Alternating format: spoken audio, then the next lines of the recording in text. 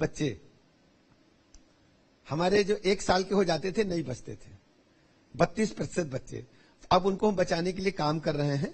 हमने तय किया है कि हम जच्चा बच्चा को अस्पताल परिसर में कम से कम 48 घंटा रोकेंगे। 48 घंटे के अंदर जो वैक्सीनेशन होते हैं बच्चों को, वो जीवन भर काम आते हैं, बाद में होंगे उनका असर कम हो जाएगा। तो हमने ये अपने चिकित्सकों को हिदायत दी है कि किसी भी स्थिति में जब बच्चे को डिस्चार्ज हॉस्पिटल से 48 घंटे के बाद ही करेंगे और उनको पूरा टीकाकरण करके छोड़ेंगे।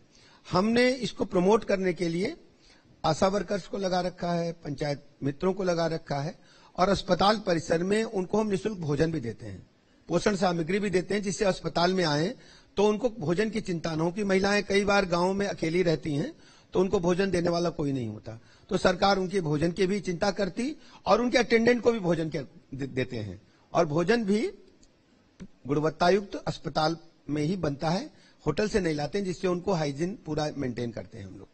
हालांकि मंत्रियों का दौरा फिक्स होता है, आपका तो कोई दौरा नहीं फिक्स होता, कभी कहीं पहुंच जाते, लाइन में भी लग के आप पर्चा बनवाते नजर आए। आप मतलब एक आम जीवन की तरह होता क्या है, जो सरकार है ना, ये सरकार जनता के भावनाओं पर खरा उतरने के लिए चुनी जाती है। हम लोग जब किसी दौरे में बता के जाते हैं तो पहले सड़क मार्ग से जहां तक जाना है उस बिल्डिंग तक चूना डाला जाएगा, फिर लाल कारपेट बिछाई जाएगी, फिर पुलिस आएगी, फिर वो नाश्ता लगाएंगे। ये सब समय व्यय होता है, दूसरा धनराशि व्यय होती है, तीसरा इसको जनता बहुत अच्छा नहीं मानती। जनता देखती है कि हमारे बीच का ही एक आदमी जिसको मैंने चुनकर अपने दायित्वों को निर्वहन करने के लिए भेजा है और वो हमारे ऊपर शासन करे, ये अंग्रेज करते थे। हम लोग जनता के प्रतिनिधि हैं, हम जनता के लिए हैं, जनता के साथ काम करते हैं, और ऐसी किसी विशेष परिस्थिति में जो सरकारी प्रोग्राम होते हैं तो मजबूरी में बता के जाना होता है, लेकिन प्रतिदिन 2-3 हॉस्पिटलों में जाने का प्रयास करता हूं और चुपचाप जाकर के, और कई बार तो मीडिया में भी नहीं आता है, वहां हलचाल लेते हैं, मरीज कैसे हैं, डॉक्टर कैसे हैं, आते कि नहीं आते। आप बात भी बहुत करते हैं मरीजों से। होता क्या है, देखिए मैं आपको बताऊं, जैसे किसान है, जब फसल कटती है, फसल बोता है, तब तो उसकी जाना मजबूरी है, बोते समय और काटते समय, जुताई करते समय, खाद डालते समय, निकाई करते समय उसको जाना है घास निकालने के लिए।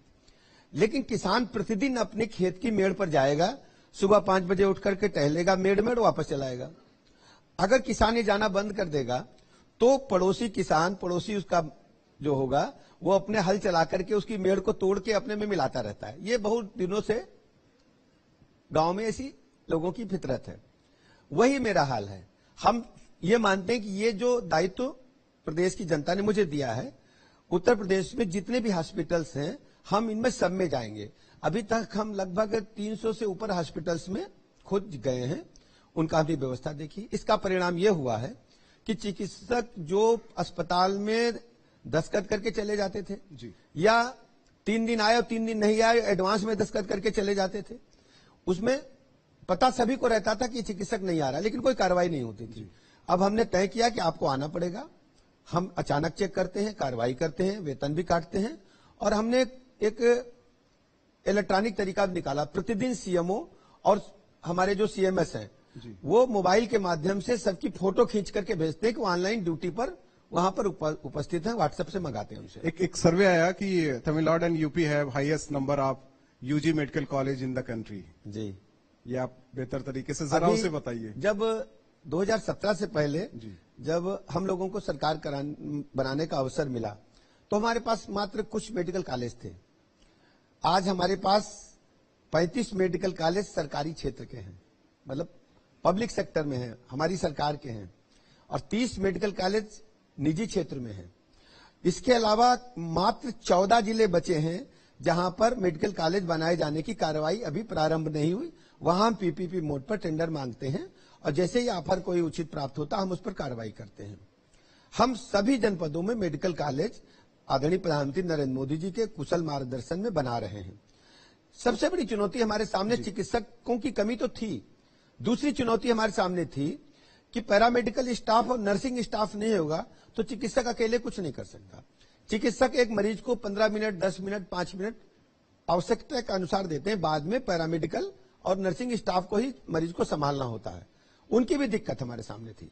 तो हमने अभी कुछ दिनों पहले, 15 दिन भी नहीं हुआ होगा, माननीय मुख्यमंत्री जी के हाथों हमने एक मिशन निरामया का प्रारंभ कराया।